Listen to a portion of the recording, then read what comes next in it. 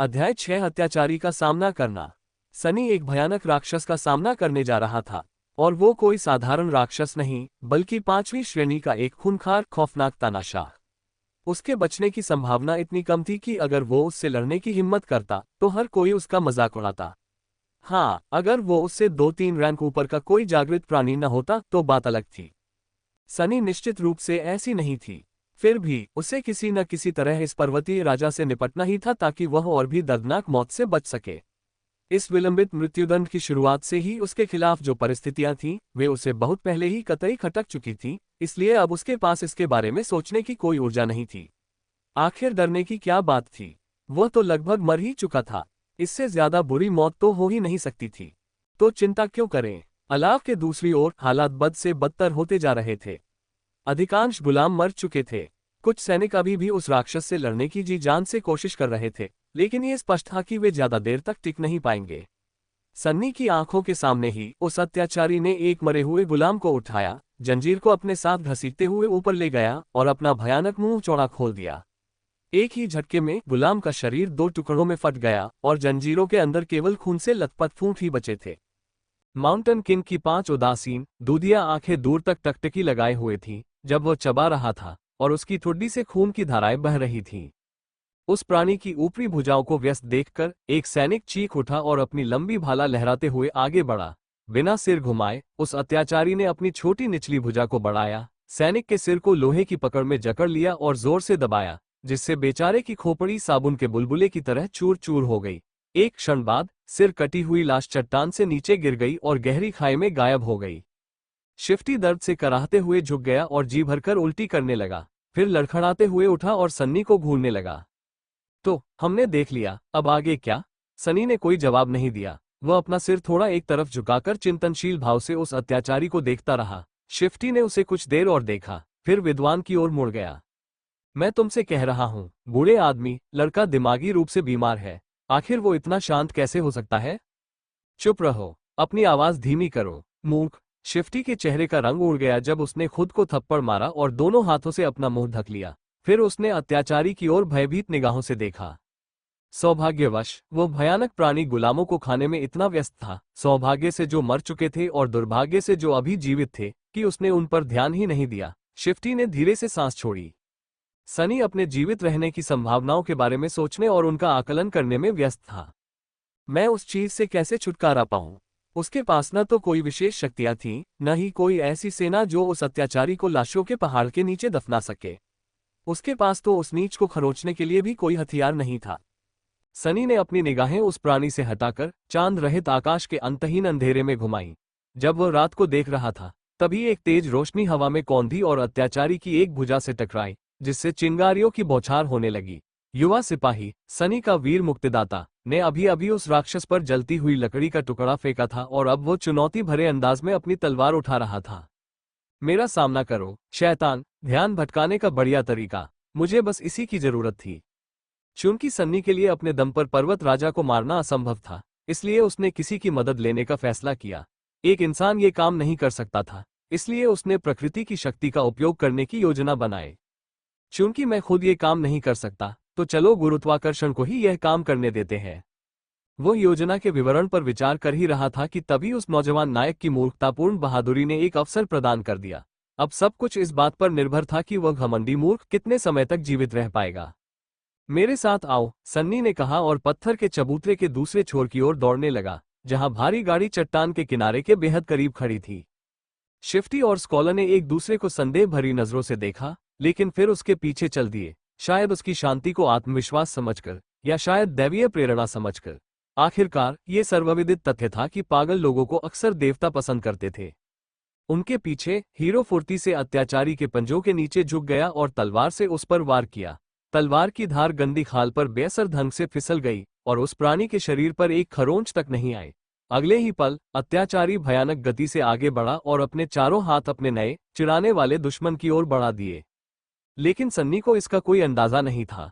वो पूरी तेजी से दौड़ रहा था और गाड़ी के करीब पहुंचता जा रहा था। वहां पहुंचकर उसने जल्दी से चारों ओर देखा कि कहीं आसपास कोई लावा तो नहीं है, और फिर गाड़ी के पिछले पहियों की ओर बढ़ गया। गाड़ी को पत्थर के चबूतरे के ऊपरी सिरे पर छोड़ दिया गया, जहां से रास्ता संकरा होकर सड़क की ओर मुड़ जाता था। हवा से बचाव के लिए उसे एक तरफ घुमा दिया गया था। उसका अगला हिस्सा पहाड़ की दीवार की ओर और पिछला हिस्सा चट्टान की ओर था। गाड़ी को पीछे की ओर लुढ़कने से रोकने के लिए पिछले पहियों के नीचे लकड़ी के 2 बड़े खंभे रखे गए थे।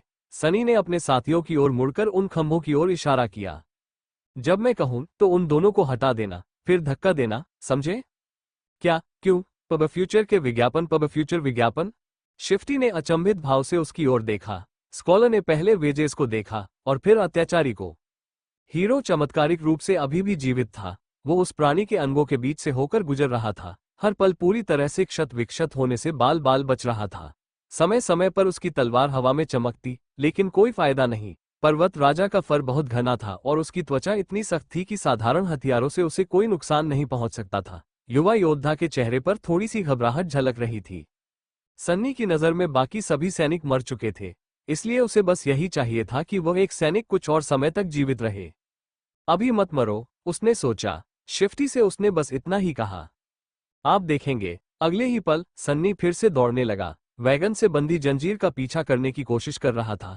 पत्थर के चबूतरे पर बिखरे शवों, खून और आंतरिक अंगों के कारण वो जिस चीज की तलाश कर रहा था उसे देखना मुश्किल था, लेकिन इस बार किस्मत उसके साथ थी। कुछ ही समय बाद उसे वह मिल गया जिसकी उसे जरूरत थी, जंजीर का टूटा हुआ सिरा। पास ही पड़ी बेड़ियों को देखकर, जिनमें एक गुलाम का बुरी तरह से विकृत शरीर जकड़ा हुआ था, सनी घुटनों के बल बैठ गया और चाबी से छेड़छाड़ करने लगा। एक दबी हुई चीख सुनाई दी और तिरछी नजर से देखने पर उसने देखा कि हीरो हवा में उड़ रहा है और अंततः अत्याचारी के एक वार की चपेट में आ गया है। हैरानी की बात यह थी कि युवा सैनिक पत्थरों पर कई मीटर तक फिसलते हुए अपने पैरों पर खड़ा हो गया। उसके सभी अंग सही सलामत थे, उसके शरीर पर कोई गंभीर घाव भी नहीं थे। बिना रुके हीरो आगे की ओर लुढ़का, जमीन पर गिरी अपनी तलवार उठाए और फिर एक बार फिर लुढ़का, इस बार बगल की ओर, और उस प्राणी के पैर के जोरदार प्रहार से बाल बाल बच गया। लुढ़कना, इस स्थिति में भला कौन लुढ़कता है? अब और समय बर्बाद किए बिना सनी आखिरकार हथकड़ियों को खोलने में कामयाब हो गया। उसने मृत गुलाम को हथकड़ियों से झटककर बाहर निकाला और फिर तुरंत उन्हें दोबारा जकड़ लिया, इस बार जंजीर के चारों ओर, जिससे एक कामचलाऊ गांठ और एक लूप बन गया। अब सब कुछ उसके दृढ़ संकल्प, हाथ आंख के समन्वय और भाग्य पर निर्भर था। वैगन के पास अभी भी इंतजार कर रहे शिफ्टी और स्कॉलर की ओर मुड़कर उसने चिल्लाकर कहा। अब फिर एक अच्छी खासी लंबी चेन उठाकर सनी खड़ी हो गई और अत्याचारी का सामना किया। पब फ्यूचर विज्ञापन हीरो ने उस पर सरसरी नजर डाली। उसकी निगाहें एक पल के लिए जंजीर पर टिकी और फिर तेजी से गाड़ी की ओर चली गई। फिर बिना कोई भाव दिखाए उस युवा योद्धा ने अपने प्रयास दोगुने कर दिए और उस प्राणी का ध्यान सनी से हटा लिया। तो वो भी चालाक है, ये तो सरासर धोखा है। अपने दिमाग से सभी अनावश्यक विचारों को दूर करते हुए सनी ने अपने हाथों में मौजूद जंजीर के वजन, अपने और अत्याचारी के बीच की दूरी और अपने लक्ष्य पर ध्यान केंद्रित किया। समय थोड़ा धीमा होता हुआ प्रतीत हुआ। कृपया इसे देखना न भूलें। अपनी पूरी ताकत बटोरकर सनी घूमा और चेन को हवा में उछाल दिया, मानो कोई मछुआरा अपना जाल फेंक रहा हो। जैसे ही चेन हवा में उड़ी, उसका फंदा खुल गया और हीरो और अत्याचारी के बीच चल रही लड़ाई की जगह की ओर बढ़ता चला गया। सनी की योजना ये थी कि वो फंदे को जमीन पर उनके काफी करीब रखे ताकि जैसे ही अत्याचारी का एक पैर फंदे में फंसे, वो जंजीर को खींचकर उसे राक्षस के टखने के चारों ओर कस सके। लेकिन उनकी योजना बुरी तरह विफल हो गई। यानी ये सचमुच एक अद्भुत नजारा था। अंतिम क्षण में माउंटेन किंग अचानक पीछे हट गया और जमीन पर गिरने के बजाय जंजीर का फंदा ठीक उसके गले में जा लगा। एक सेकंड बाद वह कस गया, मानो लोहे का फंदा हो। सनी एक पल के लिए जम गया, उसे अपनी आंखों पर विश्वास नहीं हो रहा था। फिर उसने अपनी मुठियां भींच ली, मानो जीत की खुशी में उन्हें हवा में लहराने से खुद को रोक रहा हो। हाँ, उसने मन ही मन चीख मारी। कुछ ही क्षणों में गाड़ी चट्टान से नीचे लुढ़क गई और उस अत्याचारी को भी अपने साथ खींच ले गई। सन्नी ने पीछे मुड़कर देखा और तुरंत ही उसका चेहरा पहले से भी ज्यादा पीला पड़ गया। शिफ्टी और स्कॉलर किसी तरह गाड़ी के पहियों के नीचे से कीले हटाने में कामयाब हो गए थे और अब उसे सड़क के किनारे धकेलने की पूरी कोशिश कर रहे थे, लेकिन गाड़ी बहुत धीरे धीरे लुढ़क रही थी, सन्नी के अनुमान से कहीं ज्यादा धीमी। वो घबराकर अत्याचारी की ओर मुड़ा। अचानक गर्दन पर पड़े भारी भार से अचंभित वो प्राणी जंजीर को तोड़ने के लिए अपने हाथ उठा रहा था। सनी की आंखें चौड़ी हो गईं। अगले ही पल हीरो अत्याचारी के एक पैर से टकरा गया, जिससे उसका संतुलन बिगड़ गया और उन्हें कुछ समय मिल गया। सन्नी पहले ही गाड़ी की ओर दौड़ रहा था, मन ही मन बड़बड़ाते हुए। गाड़ी तक पहुंचकर उसने खुद को शिफ्टी और स्कॉलर के साथ गीली लकड़ी पर गिरा दिया और अपने छोटे लेकिन बुरी तरह से पिटे और बेहद थके हुए शरीर में बची हुई सारी ताकत से धक्का देने लगा। लुढ़क लुढ़क, तू खस्ताहाल घटिया चीज। गाड़ी की रफ्तार थोड़ी बढ़ी, लेकिन फिर भी वो चट्टान के किनारे तक पहुंचने में काफी धीमी थी। इसी बीच अत्याचारी ने आखिरकार अपने गले में बंधी जंजीर को पकड़ लिया और खुद को मुक्त करने के लिए तैयार हो गया। अब वे जीवित रहेंगे या नहीं, ये केवल इस बात का सवाल था कि पहले कौन सी घटना घटेगी। अध्याय 6। अत्याचारी का सामना करना। सनी एक भयानक राक्षस का सामना करने जा रहा था, और वो कोई साधारण राक्षस नहीं, बल्कि 5वीं श्रेणी का एक खूंखार खौफनाक तानाशाह। उसके बचने की संभावना इतनी कम थी कि अगर वो उससे लड़ने की हिम्मत करता तो हर कोई उसका मजाक उड़ाता। हाँ, अगर वो उससे 2-3 रैंक ऊपर का कोई जागृत प्राणी न होता तो बात अलग थी। सनी निश्चित रूप से ऐसी नहीं थी, फिर भी उसे किसी न किसी तरह इस पर्वतीय राजा से निपटना ही था ताकि वह और भी दर्दनाक मौत से बच सके। इस विलंबित मृत्युदंड की शुरुआत से ही उसके खिलाफ जो परिस्थितियां थीं, वे उसे बहुत पहले ही कतई खटक चुकी थीं, इसलिए अब उसके पास इसके बारे में सोचने की कोई ऊर्जा नहीं थी। आखिर डरने की क्या बात थी, वो तो लगभग मर ही चुका था। इससे ज्यादा बुरी मौत तो हो ही नहीं सकती थी, तो चिंता क्यों करें। अलाव के दूसरी ओर हालात बद से बदतर होते जा रहे थे। अधिकांश गुलाम मर चुके थे। कुछ सैनिक अभी भी उस राक्षस से लड़ने की जी जान से कोशिश कर रहे थे, लेकिन यह स्पष्ट था कि वे ज्यादा देर तक टिक नहीं पाएंगे। सन्नी की आंखों के सामने ही उस अत्याचारी ने एक मरे हुए गुलाम को उठाया, जंजीर को अपने साथ घसीटते हुए ऊपर ले गया और अपना भयानक मुंह चौड़ा खोल दिया। एक ही झटके में गुलाम का शरीर 2 टुकड़ों में फट गया और जंजीरों के अंदर केवल खून से लथपथ फूंट ही बचे थे। माउंटेन किंग की 5 उदासीन दूधिया आंखें दूर तक टकटकी लगाए हुए थीं जब वह चबा रहा था, और उसकी ठुड्डी से खून की धाराएं बह रही थीं। उस प्राणी की ऊपरी भुजाओं को व्यस्त देखकर एक सैनिक चीख उठा और अपनी लंबी भाला लहराते हुए आगे बढ़ा। बिना सिर घुमाए उस अत्याचारी ने अपनी छोटी निचली भुजा को बढ़ाया, सैनिक के सिर को लोहे की पकड़ में जकड़ लिया और जोर से दबाया, जिससे बेचारे की खोपड़ी साबुन के बुलबुले की तरह चूर चूर हो गई। एक क्षण बाद सिर कटी हुई लाश चट्टान से नीचे गिर गई और गहरी खाई में गायब हो गई। शिफ्टी दर्द से कराहते हुए झुक गया और जी भरकर उल्टी करने लगा, फिर लड़खड़ाते हुए उठा और सन्नी को घूरने लगा। तो हमने देख लिया, अब आगे क्या? सनी ने कोई जवाब नहीं दिया। वह अपना सिर थोड़ा एक तरफ झुकाकर चिंतनशील भाव से उस अत्याचारी को देखता रहा। शिफ्टी ने उसे कुछ देर और देखा, फिर विद्वान की ओर मुड़ गया। मैं तुमसे कह रहा हूं, बूढ़े आदमी, लड़का दिमागी रूप से बीमार है। आखिर वो इतना शांत कैसे हो सकता है? चुप रहो, अपनी आवाज धीमी करो, मूर्ख। शिफ्टी के चेहरे का रंग उड़ गया जब उसने खुद को थप्पड़ मारा और दोनों हाथों से अपना मुंह ढक लिया। फिर उसने अत्याचारी की ओर भयभीत निगाहों से देखा। सौभाग्यवश वो भयानक प्राणी गुलामों को खाने में इतना व्यस्त था, सौभाग्य से जो मर चुके थे और दुर्भाग्य से जो अभी जीवित थे, कि उसने उन पर ध्यान ही नहीं दिया। शिफ्टी ने धीरे से सांस छोड़ी। सनी अपने जीवित रहने की संभावनाओं के बारे में सोचने और उनका आकलन करने में व्यस्त था। मैं उस चीज से कैसे छुटकारा पाऊं? उसके पास न तो कोई विशेष शक्तियां थी, न ही कोई ऐसी सेना जो उस अत्याचारी को लाशों के पहाड़ के नीचे दफना सके। उसके पास तो उस नीच को खरोचने के लिए भी कोई हथियार नहीं था। सनी ने अपनी निगाहें उस प्राणी से हटाकर चांद रहित आकाश के अंतहीन अंधेरे में घुमाई। जब वह रात को देख रहा था, तभी एक तेज रोशनी हवा में कौंधी और अत्याचारी की एक भुजा से टकराई, जिससे चिंगारियों की बौछार होने लगी।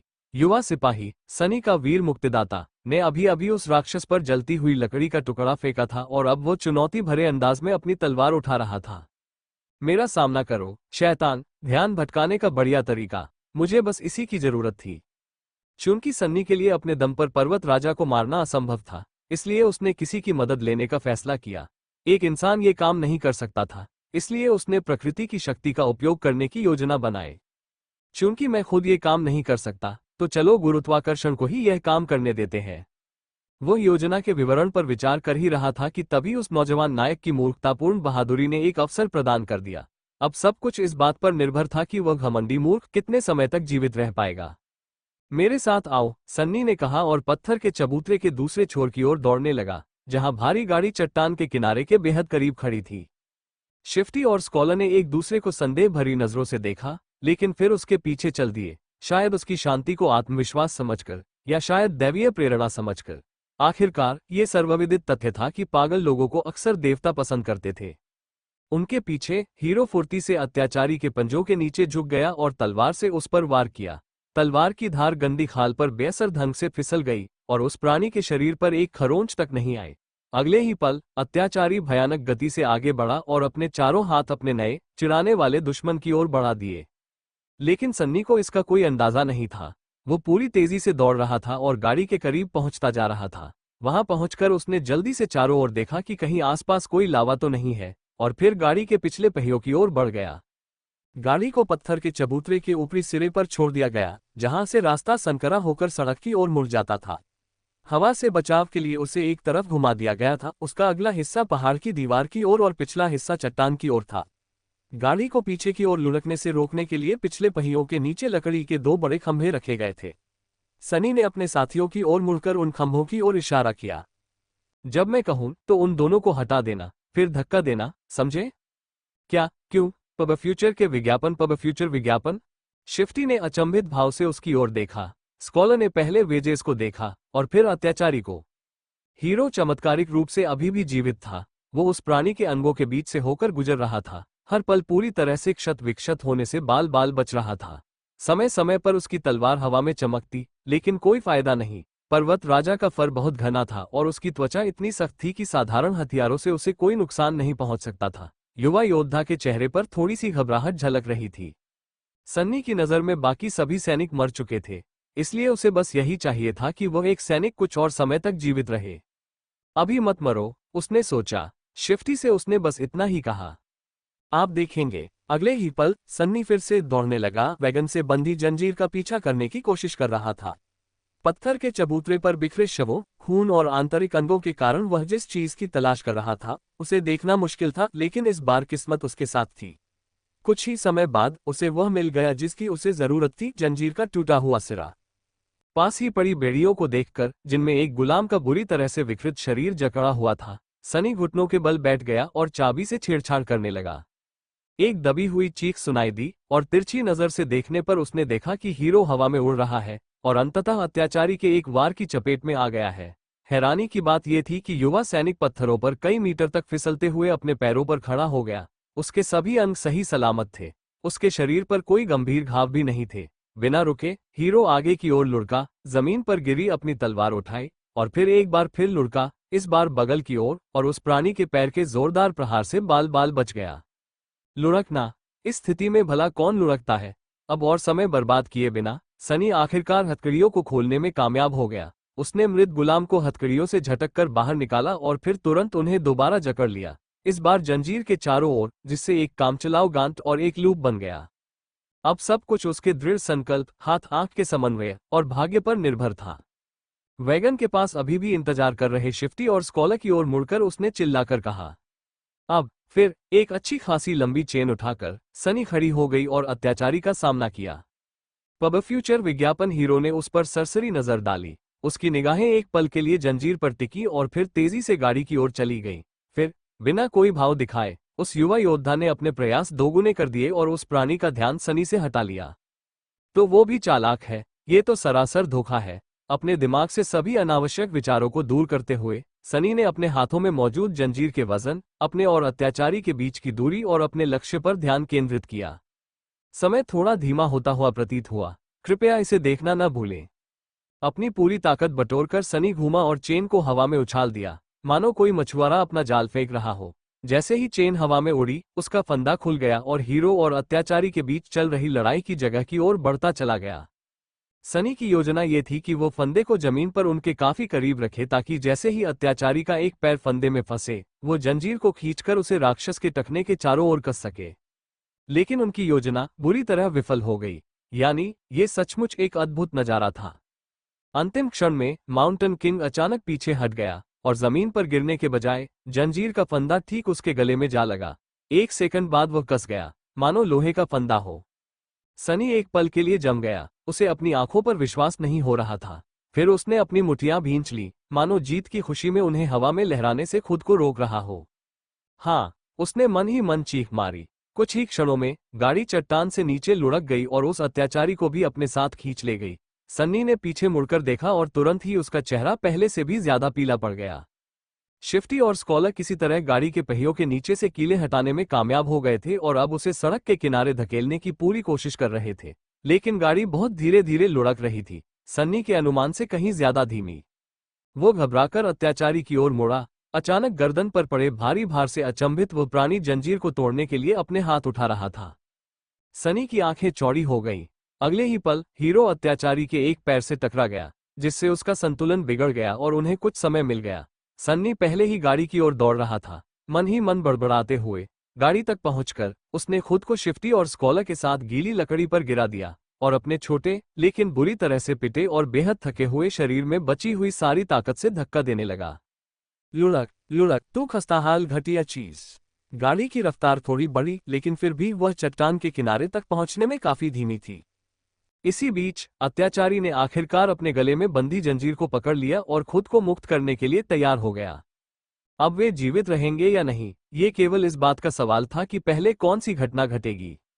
अध्याय 7 3 गुलाम और एक नायक। लुढ़क कर भाग जा, तू खस्ताहाल घटिया चीज।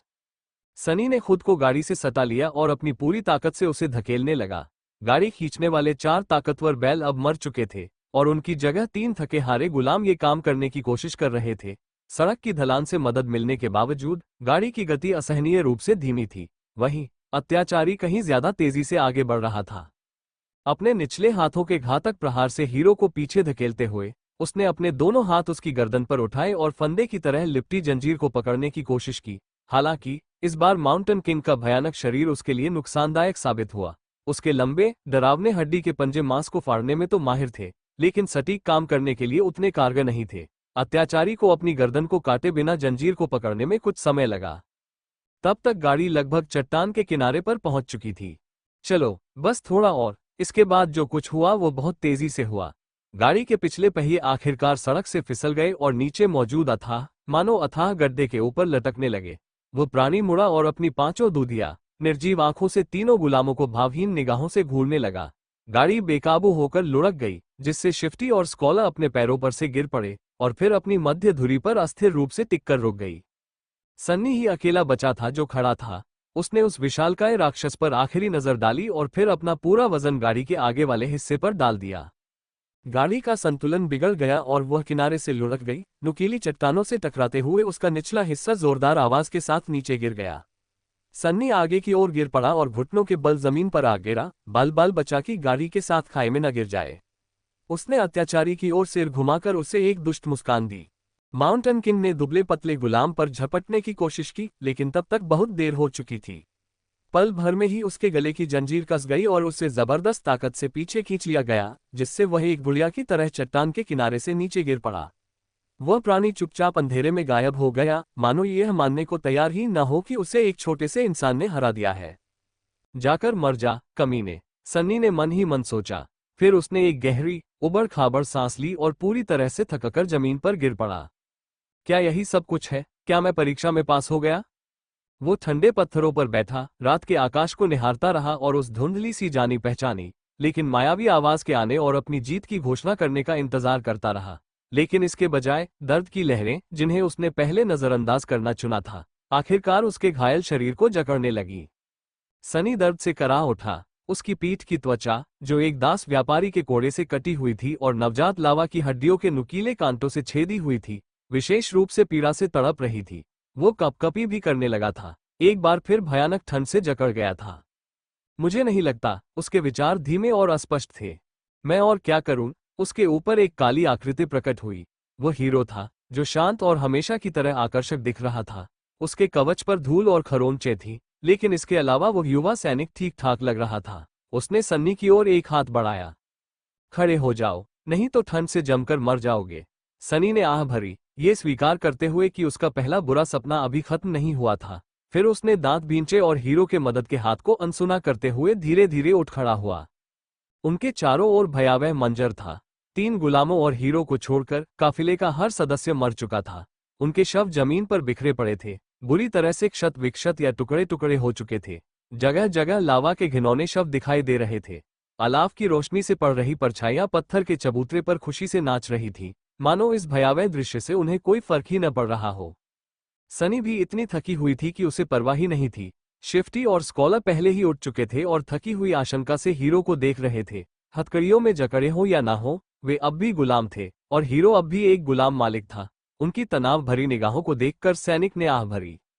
आप सभी आग के पास आ जाइए। हमें खुद को गर्म करना है और आगे क्या करना है इस पर चर्चा करनी है।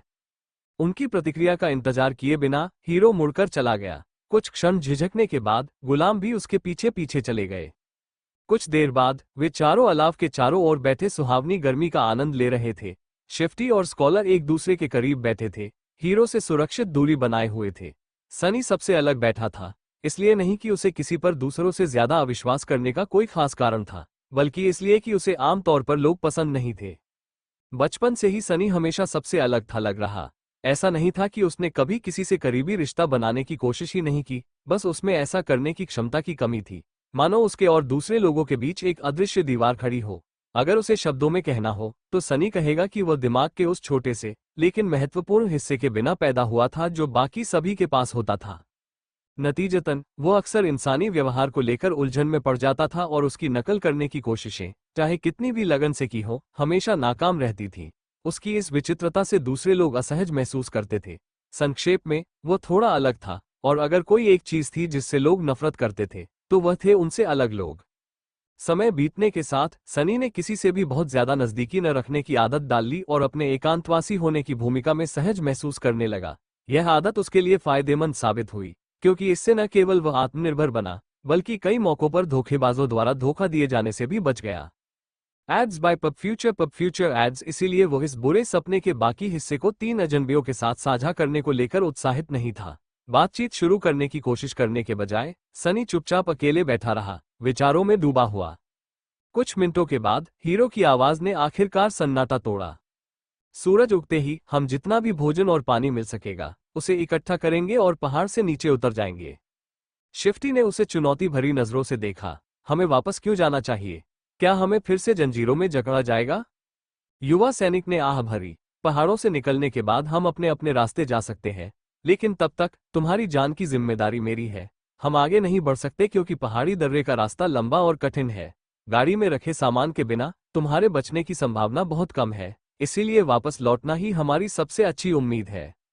विद्वान ने कुछ कहने की योजना बनाई, लेकिन फिर अपना इरादा बदल दिया और चुप रहा। चालाक ने अभिशाप व्यक्त किया, मानो वो हीरो के तर्कसंगत शब्दों से सहमत हो गया हो। हम हार नहीं मान सकते। उन तीनों ने सन्नी की आवाज सुनकर आश्चर्यचकित होकर उसकी ओर रुख किया। शिफ्टी जोर से हंसा और सैनिक की ओर देखा। महाराज, उसकी बात मत सुनिए। ये लड़का देवताओं द्वारा चुना गया है। मेरा कहने का मतलब है कि वह पागल है। हीरो ने दासों की ओर देखते हुए भौहें चढ़ा ली। तुम दोनों इस बच्चे की बहादुरी की वजह से ही जिंदा हो। क्या तुम्हें शर्म नहीं आती कि तुम उसकी इतनी बुराई कर रहे हो? शिफ्टी ने कंधे उचका दिए, जिससे पता चला कि उसे जरा भी शर्म नहीं थी। युवा सैनिक ने सिर हिलाया। मैं तो उनकी दलीलें सुनना चाहूंगा। मुझे बताइए, हम नीचे क्यों नहीं जा सकते? सनी असहज महसूस कर रही थी क्योंकि वो सबकी निगाहों का केंद्र थी। क्योंकि वो राक्षस मरा नहीं है। छाया दास सी 8 बिल्कुल कुछ नहीं। अध्याय 8 बिल्कुल कुछ नहीं, क्योंकि वो राक्षस मरा नहीं है। ये अशुभ शब्द सन्नाटे में गूंज उठे। 3 जोड़ी आंखें चौड़ी हो गई और सनी को घूरने लगी। आप क्यों कहते हो कि? काफी सोच विचार करने के बाद सन्नी इस निष्कर्ष पर पहुंचा कि अत्याचारी वास्तव में अभी भी जीवित था। उसका तर्क सीधा साधा था। उसने स्पैल को चट्टान से गिरने के बाद उस प्राणी को मारने पर बधाई देते हुए नहीं सुना, जिसका अर्थ था कि वो मारा नहीं गया था। लेकिन वो अपने साथियों को ये बात समझा नहीं सका। उसने ऊपर की ओर इशारा किया। राक्षस अविश्वसनीय ऊंचाई से कूदकर इस चबूतरे पर उतरा, फिर भी उसे जरा भी चोट नहीं आई। भला चबूतरे से गिरने पर उसकी मौत कैसे हो सकती है? न तो हीरो और न ही गुलाम उसके तर्क में कोई खामी निकाल सके। सनी ने बोलना जारी रखा। इसका मतलब है कि यह अभी भी जीवित है, पहाड़ के नीचे कहीं। इसलिए वापस जाकर हम खुद को उसके मुंह में सौंप देंगे। शिफ्टी ने जोर से गाली दी और आग के ढेर के करीब रेंगते हुए अपनी आंखों में भय लिए अंधेरे में घूरने लगा। स्कॉलर ने अपनी कनपटी रगड़ी और बुदबुदाया। बिल्कुल, मुझे खुद ये बात क्यों नहीं समझ आई। हीरो उन तीनों में सबसे शांत स्वभाव का था। कुछ देर सोचने के बाद उसने सिर हिलाया। फिर हम पहाड़ के दर्रे को पार करते हैं। लेकिन बात यहीं खत्म नहीं होती। उसने उस दिशा में नजर डाली जहां अत्याचारी गिरा था। अगर वह राक्षस अभी भी जीवित है तो इस बात की प्रबल संभावना है कि वह वापस यहां आएगा और हमारा पीछा करेगा। इसका मतलब है कि समय बहुत महत्वपूर्ण है। हमें सूरज उगते ही निकलना होगा। उसने प्लेटफॉर्म पर बिखरे हुए क्षत विक्षत शवों की ओर इशारा किया। अब हम पूरी रात आराम नहीं कर सकते। हमें अभी सामान इकट्ठा करना होगा। अगर मौका होता तो मैं इन लोगों को कम से कम सादा अंतिम संस्कार देना चाहता, जितना सामान हम इकट्ठा कर सकते थे, लेकिन अफसोस किस्मत को कुछ और ही मंजूर था। हीरो उठ खड़ा हुआ और उसने एक धारदार चाकू लहराया। शिफ्टी घबरा गया और चाकू को ध्यान से देखने लगा, लेकिन फिर उसने देखा कि युवा सैनिक में आक्रामकता का कोई संकेत नहीं है, तो वह शांत हो गया। भोजन, पानी, गर्म कपड़े, जलाओ लकड़ी, हमें यही सब ढूंढना है। चलो हम अलग अलग होकर एक एक काम पूरा करें। फिर उसने चाकू की नोक से अपनी ओर इशारा किया। मैं बैलों के शवों को काटकर हमें कुछ मांस दूंगा। विद्वान ने पत्थर के चबूतरे के चारों ओर देखा, जिसका अधिकांश भाग गहरी छाया में डूबा हुआ था, और मुंह बनाया। मैं जलाओ लकड़ी की तलाश करूंगा। शिफ्टी ने भी इधर उधर देखा, उसकी आंखों में एक अजीब सी चमक थी। तो मैं हमारे लिए कुछ गर्म कपड़े ढूंढने जाता हूं। सनी ही अंत में बचा था। हीरो ने उसे देर तक देखा। हमारा अधिकांश पानी गाड़ी में रखा हुआ था, लेकिन मेरे शहीद साथियों में से प्रत्येक के पास एक सुराही थी। जितनी भी मिले उन्हें इकट्ठा कर लो। तारांकन तारांकन तारांकन। कुछ समय बाद अलाव से काफी दूर छाया में छिपकर सन्नी अपने ऊपर आधा दर्जन बोतलों का बोझ लिए मृत सैनिकों की तलाश कर रहा था। ठंड से कांपते हुए वह अंततः चमड़े के कवच में लिपटे आखिरी टूटे फूटे शरीर पर ठोकर खाकर गिरा। वो बूढ़ा योद्धा जिसने हीरो की बोतल लेने की कोशिश करने पर उसे कोड़े मारे थे, बुरी तरह घायल था और मरणासन अवस्था में था, लेकिन चमत्कारिक रूप से अभी भी जीवन से चिपका हुआ था। उसके सीने और पेट पर भयानक घाव थे और वो स्पष्ट रूप से बहुत दर्द में था। उसका समय समाप्त हो रहा था। सनी मरणासन सैनिक के बगल में घुटनों के बल बैठ गई और उसकी तलाश में उसकी पूरी जांच पड़ताल करने लगी। क्या विडंबना है, उसने सोचा। बूढ़े आदमी ने सन्नी पर अपनी नजरें टिकाने की कोशिश की और कमजोरी से अपना हाथ हिलाकर कुछ पकड़ने का प्रयास किया। सन्नी ने नीचे देखा और पाया कि उनके पास ही जमीन पर एक टूटी हुई तलवार पड़ी है। उत्सुकतावश उसने उसे उठा लिया। क्या आप इसे ढूंढ रहे हैं? क्यों? क्या आप लोग वाइकिंग्स की तरह हैं, जो हाथों में हथियार लिए मरने की लालसा रखते हैं? मरते हुए सैनिक ने कोई जवाब नहीं दिया। वो अपनी आंखों में किसी अज्ञात तीव्र भावना के साथ उस युवा गुलाम को देखता रहा। सनी ने आह भरी। खैर, ऐसा ही सही। आखिरकार मैंने तुम्हें मरते हुए देखने का वादा किया था। इतना कहकर वह आगे झुका और अपनी टूटी हुई तलवार की धार से बूढ़े आदमी का गला काट डाला, फिर तलवार फेंक दी। सिपाही तड़प उठा, अपने ही खून में लथपथ। उसकी आंखों का भाव बदल गया। क्या ये कृतज्ञता थी या घृणा? सन्नी को पता नहीं था। भ्रम हो या ना हो, ये पहली बार था जब उसने किसी इंसान को मारा था। सन्नी को अपराधबोध या डर महसूस होने की उम्मीद थी, लेकिन वास्तव में उसे कुछ भी महसूस नहीं हुआ। ऐसा लग रहा था कि चाहे अच्छा हो या बुरा, वास्तविक दुनिया में उसके क्रूर पालन पोषण ने उसे इस पल के लिए अच्छी तरह से तैयार कर दिया था। वो चुपचाप बूढ़े व्यक्ति के पास बैठा रहा, इस अंतिम यात्रा में उसका साथ देता रहा। कुछ देर बाद स्पेल की आवाज उसके कान में फुसफुसाती हुई सुनाई दी। आपने एक निष्क्रिय मनुष्य की हत्या कर दी है, जिसका नाम अज्ञात है। सनी सहम गई। ओह हाँ, स्पेल के हिसाब से लोगों को मारना भी एक उपलब्धि है। वेबटून और ड्रामा में आमतौर पर ऐसा नहीं दिखाया जाता। उसने इस तथ्य को समझा और उसे एक तरफ रख दिया, लेकिन जैसा कि बाद में पता चला, स्पेल की बातें अभी खत्म नहीं हुई थीं। आपको एक स्मृति प्राप्त हुई है। सनी स्तब्ध रह गया और उसने अपनी आंखें चौड़ी कर ली। हाँ, चलो मुझे कुछ अच्छा दो। यादें कुछ भी हो सकती थी, हथियारों से लेकर जादुई वस्तुओं तक। किसी निष्क्रिय दुश्मन से मिली याद उतनी शक्तिशाली तो नहीं होती, लेकिन फिर भी वरदान साबित होती थी। भारहीन और अदृश्य, जिसे एक साधारण विचार से प्रकट किया जा सकता था, एक याद बेहद उपयोगी होती थी। इतना ही नहीं, भौतिक वस्तुओं के विपरीत वो इसे अपने साथ वास्तविक दुनिया में वापस ला सकता था। ऐसी किसी चीज को अपने बाहरी इलाके में रखने का लाभ शब्दों में बयान करना मुश्किल था। एक हथियार, मुझे एक तलवार दो, को एक स्मृति चिन्ह प्राप्त हुआ, सिल्वर बेल। सनी ने निराशा से आह भरी। खैर, मेरी किस्मत को देखते हुए मैं और क्या उम्मीद कर सकता था? फिर भी इस चीज की जांच करना जरूरी था। शायद इसमें कोई शक्तिशाली जादू हो, जैसे विनाशकारी ध्वनि तरंगे भेजना या आने वाले प्रक्षेपास्त्रों को रोकना। सनी ने मंत्रों का आह्वान किया और सिल्वर बेल शब्दों पर ध्यान केंद्रित किया। तुरंत ही उसकी आंखों के सामने एक छोटी घंटी की छवि प्रकट हुई, जिसके नीचे कुछ शब्द लिखे हुए थे। चांदी की घंटी, एक लंबे समय से खोए हुए घर की एक छोटी सी यादगार, जिसने कभी इसके मालिक को सुकून और खुशी दी थी। इसकी मधुर ध्वनि मीलों दूर तक सुनी जा सकती है। कितनी घटिया चीज है, सन्नी ने निराश होकर सोचा। उसकी पहली स्मृति लगभग बेकार साबित हुई। उसकी बाकी सभी यादों की तरह उसे धीरे धीरे ये समझ आने लगा था कि जादू का उस पर क्या असर हो रहा है। बात नहीं। सन्नी ने मंत्रों को नजरअंदाज कर दिया और फिर मरे हुए आदमी का फर का लबादा और गर्म, मजबूत चमड़े के जूते उतारने में जुट गया। एक अधिकारी होने के नाते इन कपड़ों की गुणवत्ता आम सैनिकों के कपड़ों से कहीं बेहतर थी। इन्हें पहनने के बाद उस युवा गुलाम को दुस्वप्न शुरू होने के बाद पहली बार गर्मी का एहसास हुआ। हालांकि उसने अलाव के पास बहुत कम समय बिताया था। बिल्कुल सही, उसने सोचा। लबादा थोड़ा खून से सना हुआ था, लेकिन वैसे भी सनी भी खून से सनी हुई थी। उसने चारों ओर देखा, अपनी गहरी आंखों से अंधेरे के पर्दे को आसानी से भेदते हुए। हीरो और स्कॉलर अभी भी अपने काम में लगे हुए थे। शिफ्टी को सर्दियों के कपड़े ढूंढने थे, लेकिन वह लालच से मरे हुए लोगों की उंगलियों से अंगूठियां निकाल रहा था। उनकी नजरों से ओझल सनी हिचकिचाया, ये सोचते हुए कि क्या उसने वाकई सब कुछ ठीक से सोच लिया है। उसके साथी भरोसेमंद नहीं थे। भविष्य बहुत अनिश्चित था, यहां तक कि दुस्वप्न से पार पाने की शर्तें भी रहस्य बनी हुई थी। वो जो भी निर्णय लेता वो जोखिम भरा ही होता। फिर भी अगर उसे जीवित रहना था तो उसे कुछ न कुछ कमाना ही था। और सोचने में समय बर्बाद न करते हुए सनी ने बोतलों को उठाया और आह भरी। तारानकन उन्होंने बाकी की रात अलाव के सहारे पीठ टिकाकर भयभीत होकर रात के अंधेरे को घूरते हुए बिताए। थकावट के बावजूद कोई सो नहीं सका। अत्याचारी के वापस आकर चारों बचे लोगों को खत्म कर देने की संभावना बहुत डरावनी थी। केवल हीरो ही ठीक ठाक लग रहा था, जो नाचती हुई ज्वालाओं की तेज रोशनी में शांति से अपनी तलवार को तेज कर रहा था। सान पत्थर के ब्लेड पर रगड़ने की आवाज किसी तरह सुकून देने वाली थी।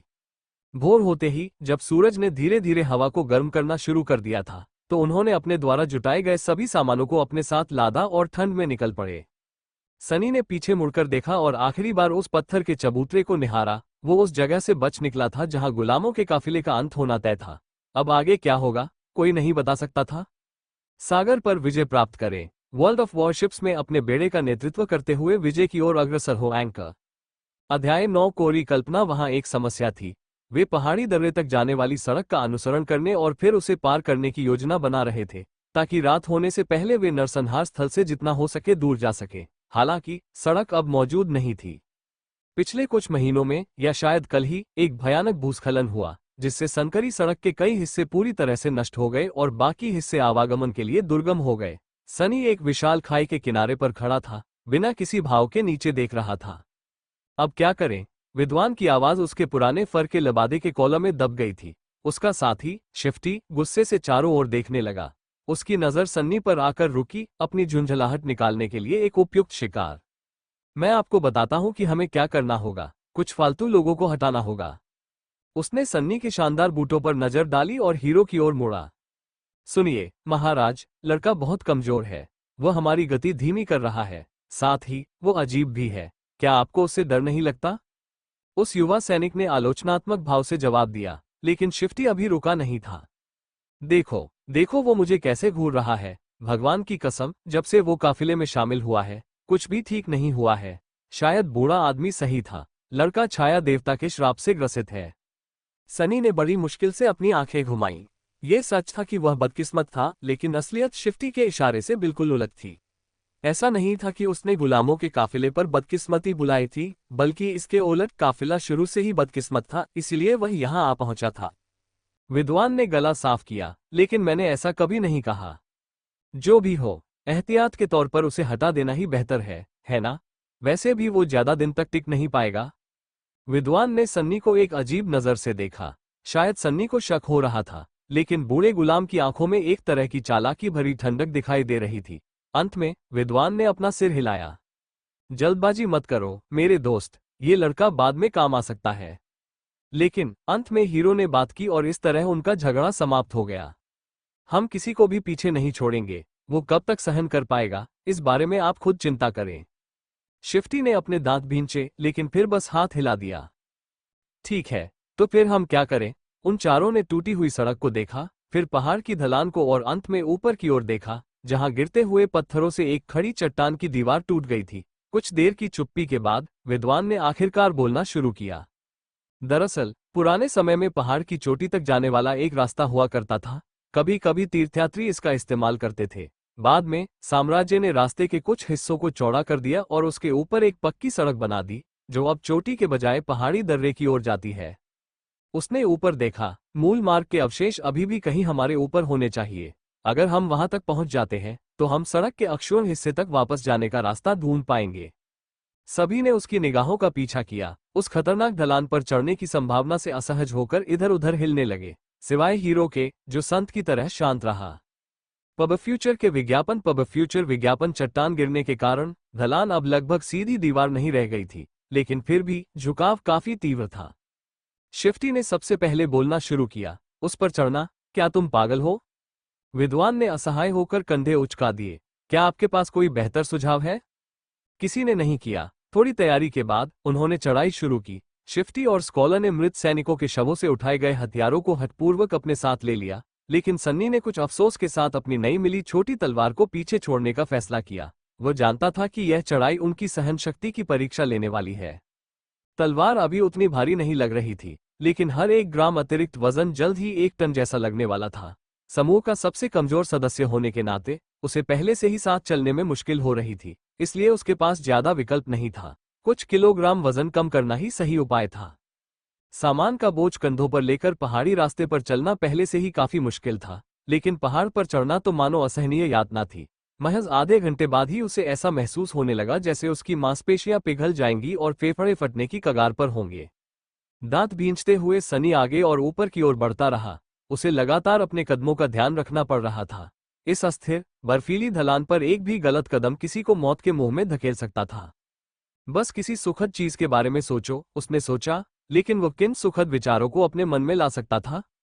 कुछ और न सूझने पर सन्नी यह कल्पना करने लगा कि इस परीक्षा के अंत में उसे क्या इनाम मिलेगा। प्रथम दुस्वप्न का वरदान ही मंत्र द्वारा जागृत व्यक्ति को दी जाने वाली सबसे महत्वपूर्ण चीज थी।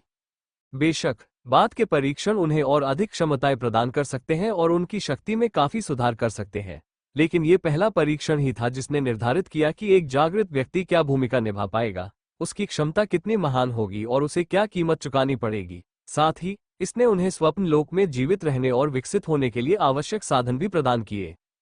इसे प्रतिदिन 30 मिनट करें और प्रतिदिन 4,62,000 रुपये कमाएं। अगर आपके पास कल 25,000 रुपये हैं तो आपके पास कल 3,80,000 रुपये हो जाएंगे। यह विनर्स फॉल डेंटल से 300 गुना बेहतर है और कीमत बहुत अच्छी है। प्रथम दुस्वप्न के वरदान का मुख्य लाभ सरल था, फिर भी संभवतः सबसे महत्वपूर्ण था। अपनी परीक्षा पूरी करने के बाद उम्मीदवारों को आत्मा कोर को समझने और उनसे संपर्क करने की क्षमता प्राप्त होती थी। आत्मा कोर ही किसी व्यक्ति के पद और शक्ति का आधार थे। आपका कोर जितना मजबूत होगा, आपकी शक्ति उतनी ही अधिक बढ़ेगी।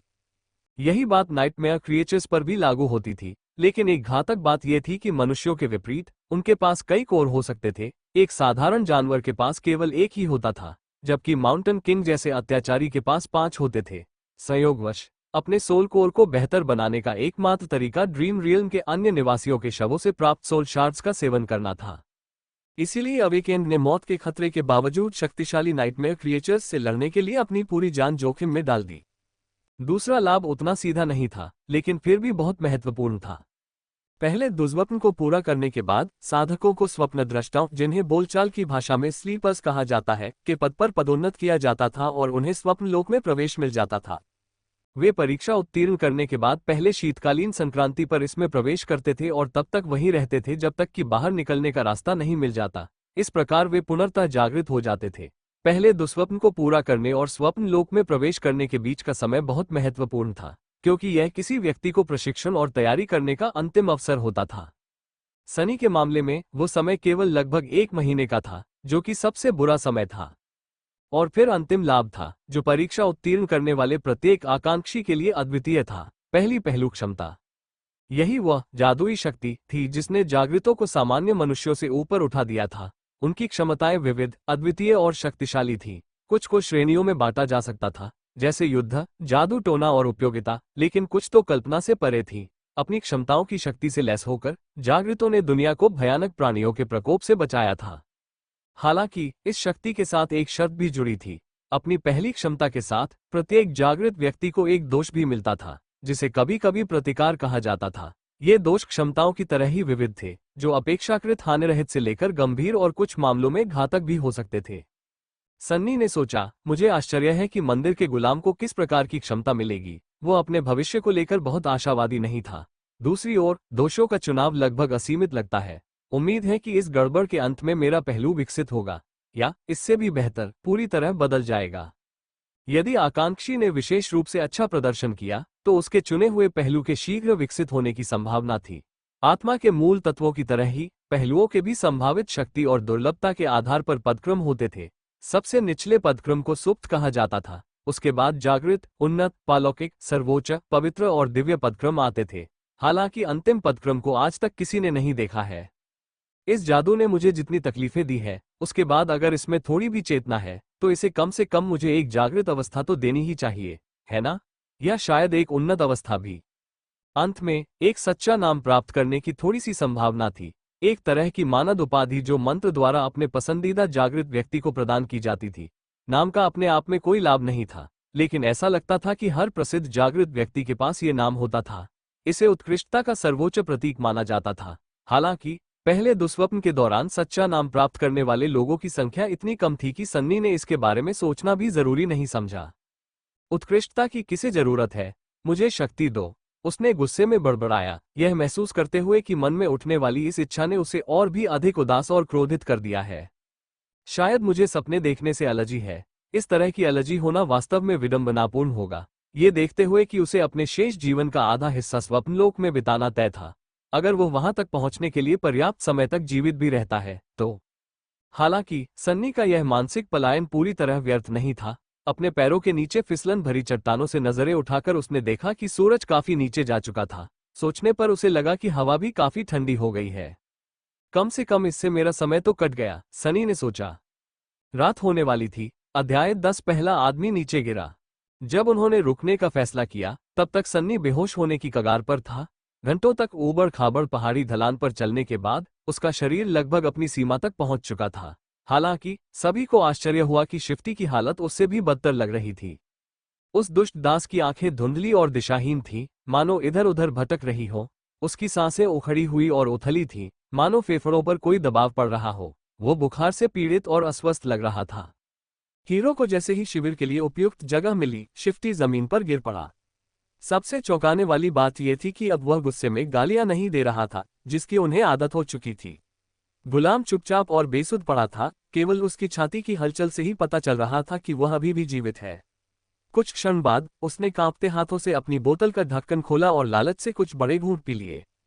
पानी बचाकर रखें, हीरो ने कहा। उनकी आमतौर पर शांत रहने वाली आवाज में कहीं न कहीं थोड़ी सी चिंता झलक रही थी। इन बातों को अनसुना करते हुए शिफ्टी ने और अधिक पी लिया और बोतल पूरी तरह खाली कर दी।